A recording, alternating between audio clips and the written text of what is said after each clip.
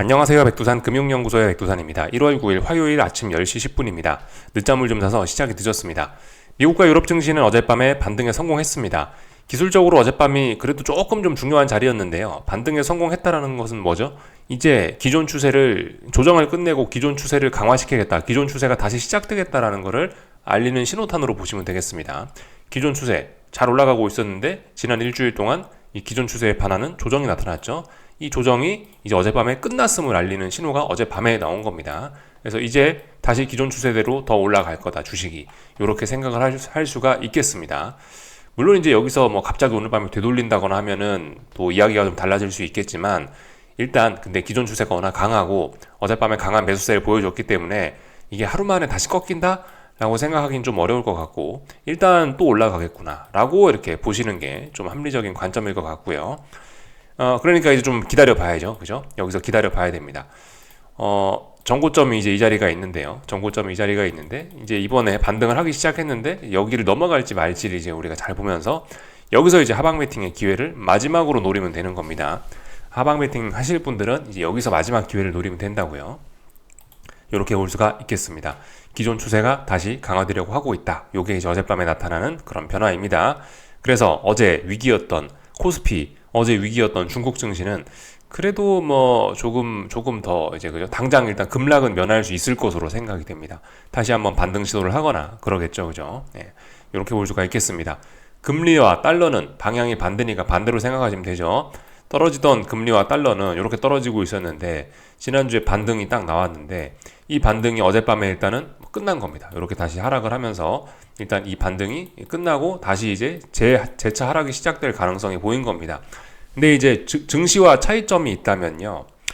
증시는 어젯밤에 이제 이 중요한 고점을 넘어가면서 나 위쪽으로 올라가겠어라고 이제 명확하게 강한 신호를 보였고요. 금리와 달러는 아직도 약간 주춤을 하고 있습니다. 주춤.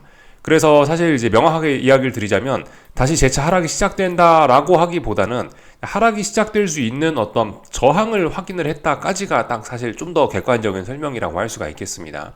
근데 사실 이런 상황에서 근데 이 정도만 해도 사실 앞으로 금리는 좀 조금 더 떨어지고 달러는 조금 더 떨어질 것으로 볼 수가 있을 것 같긴 해요. 주식시장 꼬라지를 보면 그죠? 요즘 워낙 투기적이고 얘네가 같이 움직이잖아요. 근데 주식시장이 이렇게 강하니까 아무래도 따라서 얘네도 더 떨어질 수 있겠지라고 보는 게 조금 더 맞지 않을까라는 생각이에요. 기술적인 움직임들 이런 거 잘 봤습니다. 그래서 그죠? 이제는 이 마지막 찬스, 어떤 역배팅의 마지막 찬스를 이제 우리가 며칠 혹은 뭐 이번 주 혹은 뭐 네, 어쩌면 이번 주에도 그런 찬스가 올 수도 있고 조금 늦으면 아마 다음 주까지 갈 것 같긴 한데 이번 주에 중요한 지표 발표도 있고 하니 이번 주에 하여튼 어떤 기회가 온다면 오지 않을까 싶어요. 역배팅의 기회는 이번 주에 온다면 아마 올 수 있지 않을까라는 추측해보면서 그죠? 지금 기존 추세에 역배팅 하실 분들, 금리가 올라간다에다 베팅 하실 분들, 주식이 떨어진다에다 베팅 하실 분들은 기다려야 된다 말씀드렸죠, 그죠? 주식이 올라오는 걸 기다려서 반등시 메소드냐, 올라왔을 때 이제 아래쪽으로 후려쳐야 된다. 금리는 아무 때나 올라간다 하는 게 아니고 떨어졌을 때 이제 올라간다라고 눌림시 매수를 하고 반등시 매도를 하고 이렇게 하자 말씀드렸는데, 하여튼 그런 기회를 잘 좀 노려보자고요. 뭐 성공할지 안 할지 모르겠지만 하여튼 이번이 마지막인 거고, 이런 역발상, 이런 몇 년간을 끌어오던 이런 역발상, 이런 역발상 투자는 이번이 마지막 기회에 마지막 기회로 이렇게 이제 시간이 잘 가고 있습니다. 거의 다 왔다라고 봅니다. 잘 될지 안 될지 모르겠고 하여튼 뭐 긴장하고 이럴 거 없이 그냥 기회가 오면 기계적으로 진입하는 거죠. 그렇게 하시면 되겠습니다. 조금만 하여튼 더 기다려 보자고요. 거의 다 온 것 같긴 합니다. 제가 생각하는 그런 기회에 거의 다 온 것 같다 말씀드렸고, 어젯밤에 특별히 뭐 경제지표 발표 이런 거는 없었습니다. 뭐 여러 가지 지표들이 발표가 되긴 했는데 뭐 그다지 뭐 시장에 영향을 미치진 않았고요. 주식시장에 영향을 미친 게 별로 없다는 겁니다. 금리는 사실 이런 거에 민감하게 조금씩 움직이고 있긴 했었어요. 근데 아무튼 뭐 딱히 이야기할 만한 건 없었을 것 같고, 굳이 뭐 이야기를 좀 하자면 이런 거. 뉴욕연은 1년 기대 인플레이션, 요게 보시면 지난번에 3.4였는데 3.0이 나오면서 좀 시장에 호재로 작용했죠. 호재로 작용했고, 또 그리고 보스틱 총재의 발언이 있었는데 요거는 조금 좀 매파적이었습니다. 그래서 이거는 시장을 좀 악재로 작용했을 가능성이 있는데, 근데 뭐 별로 시장에 영향을 미치지는 못한 것 같습니다. 보스틱 총재의 발언을 좀 보면은 이런 말을 했죠. 인플레가 2% 목표로 가는 중이다. 근데 승리 선언은 아직 이르다라는 겁니다. 그래서 소비자들 1년 후 기대 인플레이션이 3년 만에 최저인 이후에 나온 발언이라서 어떤 시장의 뜨끈한 분위기를 조금 식혀주는 역할을 하긴 했겠죠. 보건데 별 영향은 없었다. 금리는 조금 좀 민감하게 반응을 하긴 했죠.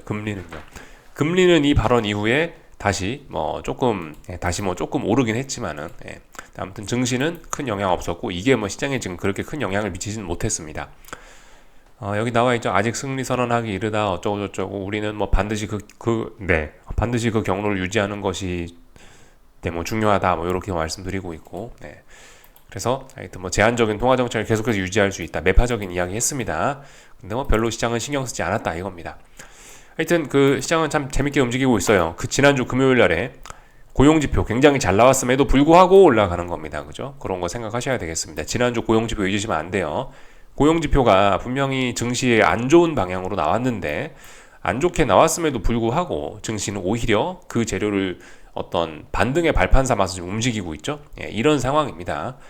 고용지표는 시장의 악재로 나왔으나 그 영향을 받는 때인데 오히려 올랐다라는 겁니다.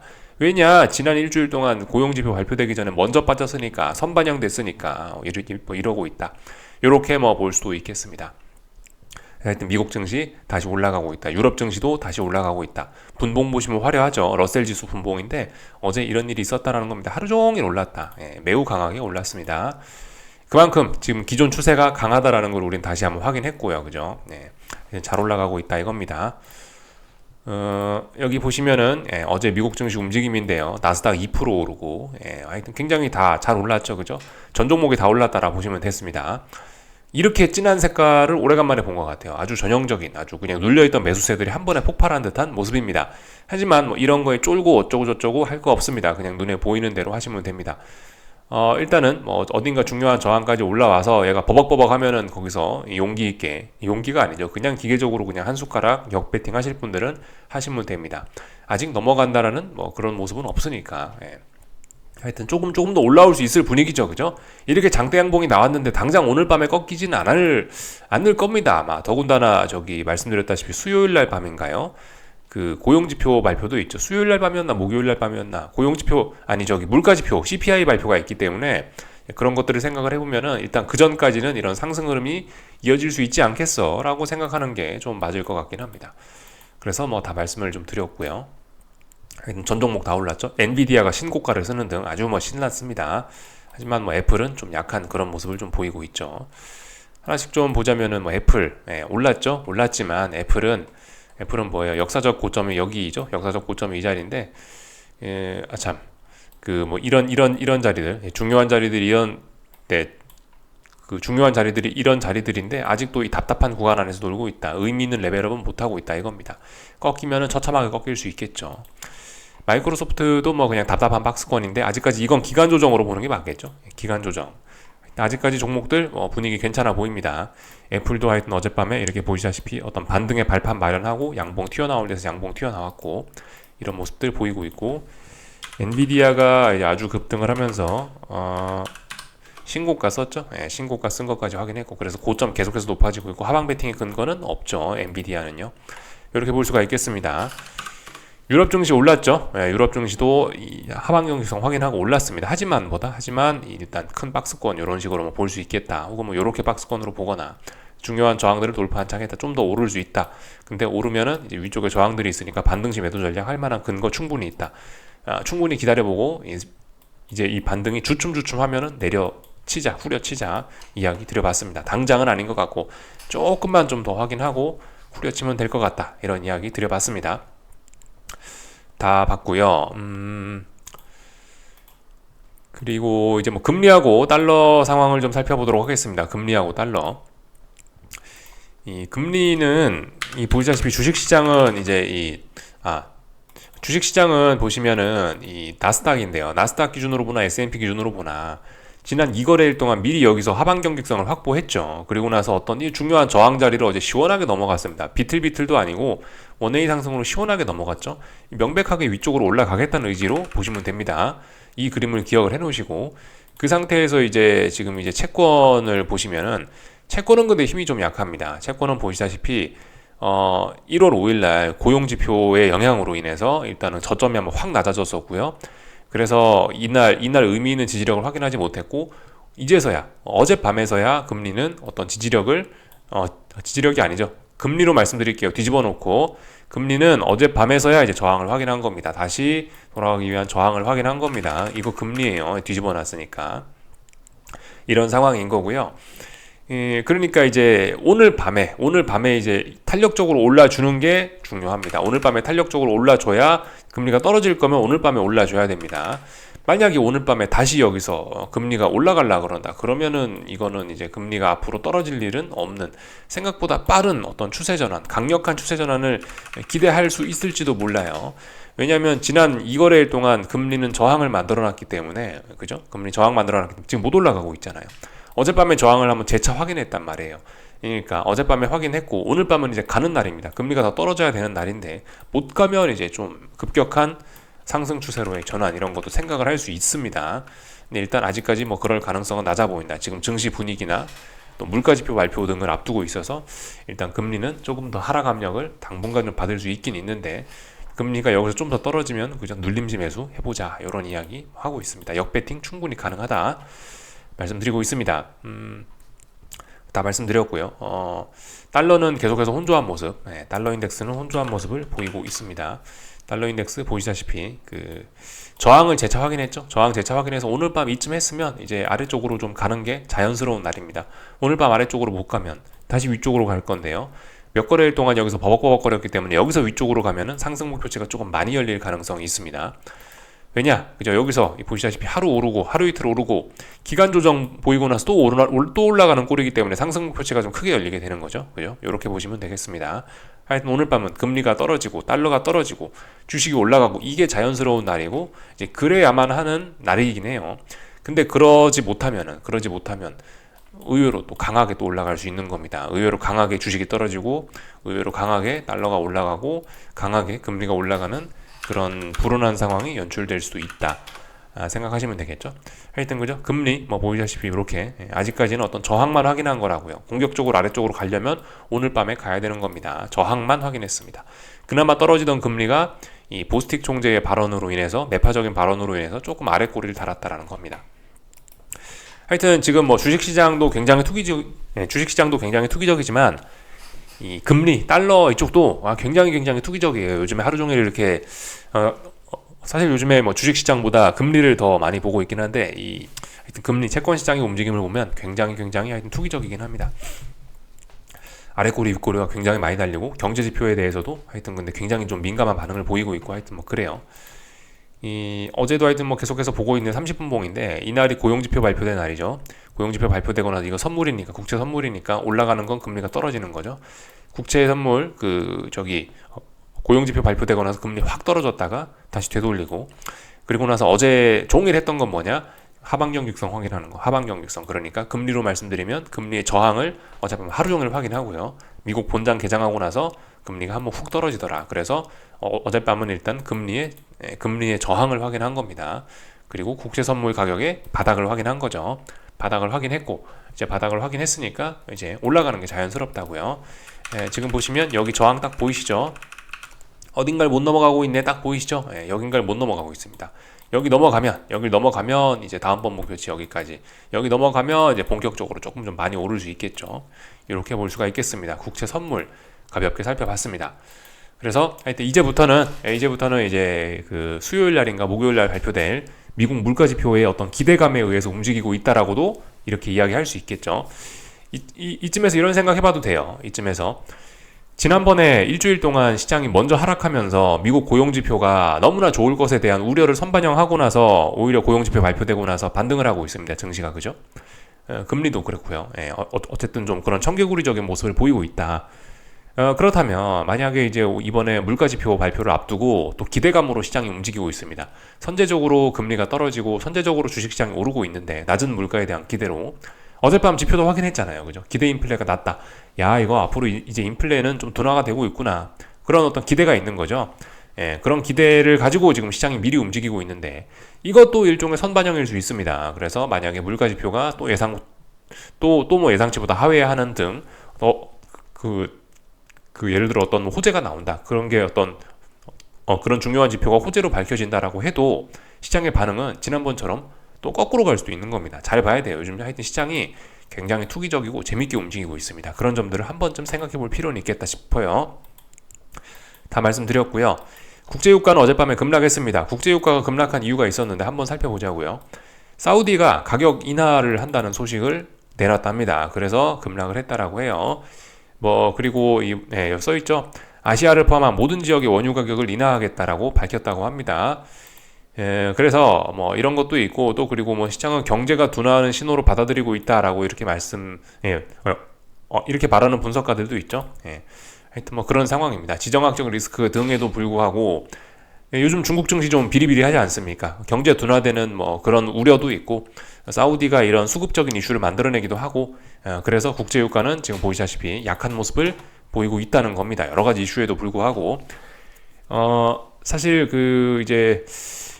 근데 어젯밤에 하락을 했다라고 해도 그냥 계속해서 그냥 지금은 답답한 그런 구간입니다. 대략적으로 보시면은 이 정도 구간이라 보시면 되겠어요. 이 정도 박스권이다 보시면 될 것 같습니다.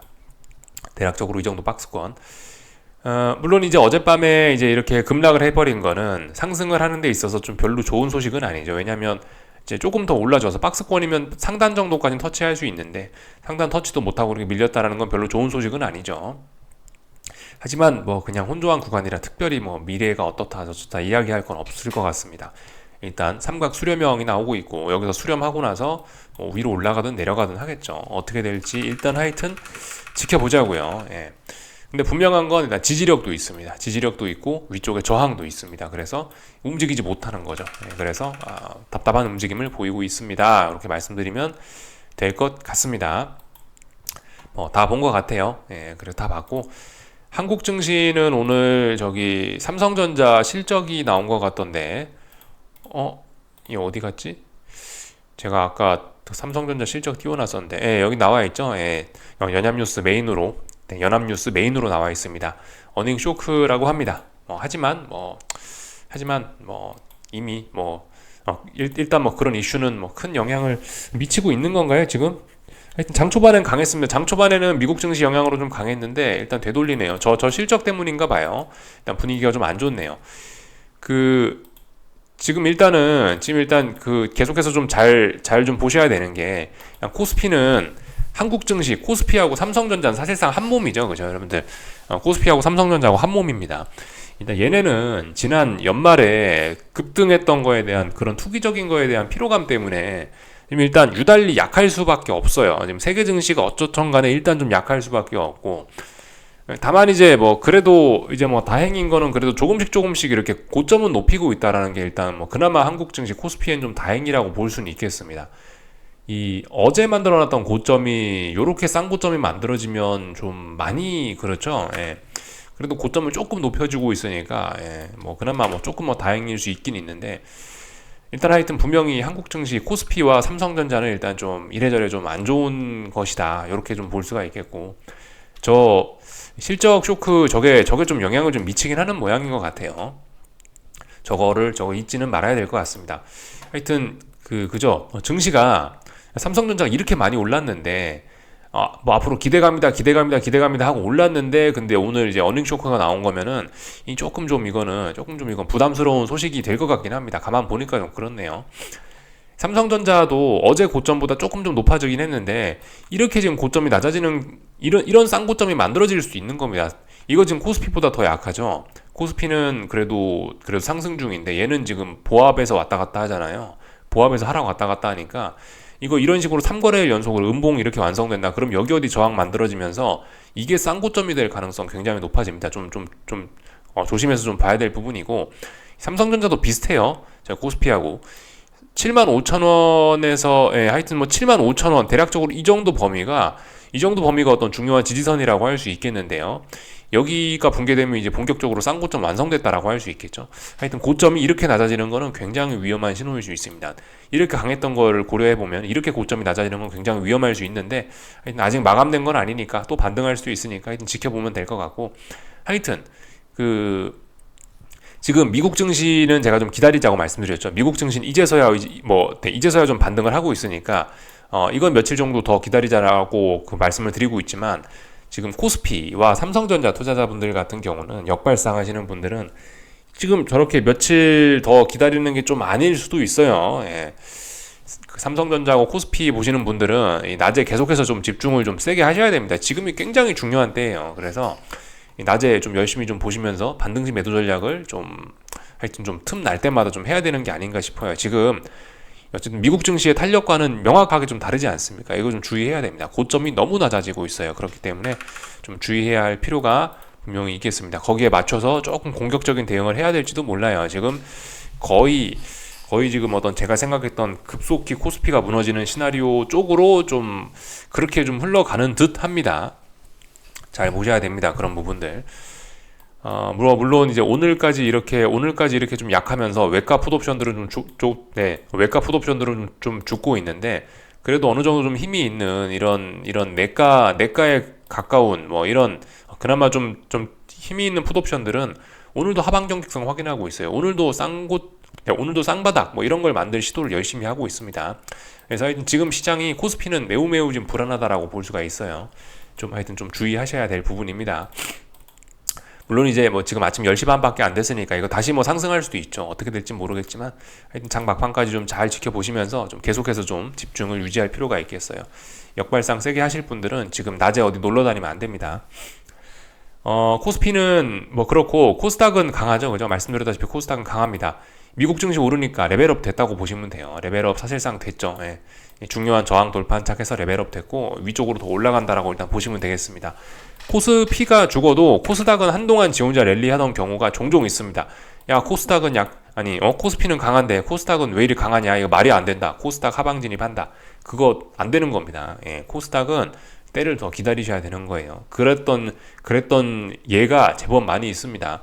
코스피 죽더라도 코스닥 지 혼자 몇 달 동안 랠리하다가 죽은 경우가 굉장히 많고, 그런 게 나올 수도 있어요. 지금 이제 코스닥 지금 이제 그래도 좀 이렇게 큰 지수가 움직이는 거 보니까 대형주가 움직이는 것 같은데, 코스닥 대형주들이 맛이 가고 나서 코스닥 중소형주들의 시대가 잠시나마 또 찾아오는 식으로 해서 코스닥 랠리가 좀 지속되고 그럴 수도 있습니다. 그러니까 코스닥 지금은 대형주들이 움직이고 있지만, 저기 1,000억짜리 2,000억짜리 이런 조그만한 종목들이 무대기로 상한가 가고 그런 식으로 해서 코스닥 랠리가 지속되는 경우도 있으니까, 하여튼 코스닥은 지금 강하다라는 걸 분명히 인정하고 그에 맞게 대응을 해야 됩니다. 다 말씀드렸고, 환율은 계속해서 답답한 구간입니다. 지금 달러는 계속해서 답답하죠. 예. 하여튼 이거는 지금 박스권이기 때문에 딱히 드릴 이야기는 없고, 달러를 이제 매수하시고 싶으신 분들은 이 박스권 하단으로 내려오거나 아니면 아예 박스권 돌파 한작한 뒤에 뭘 하는 게 낫다라는 생각이에요. 물론 단기적인 관점에서 달러 매수하시고 싶으신 분들은 이렇게 올라가니까 야 상승 좀 눌림이네, 매수한다. 불가능한 건 아닙니다. 가능은 한데 위쪽에 저항들이 아직까지 소화가 안 된 상황이라 조금 좀 답답한 구간이 좀 많을 것 같아요. 그래서 하여튼 지금 눌림시 매수다라고 하면서 접근하는 것도 불가능하지는 않겠지만 좀 깝깝할 것 같다는 생각 정도 말씀드리면 될 것 같아요. 다 말씀드렸습니다. 여기까지 하겠습니다. 궁금한 거 리플 남겨주시고요. 오늘 저녁에 뵙도록 하겠습니다. 여기서 마치겠습니다.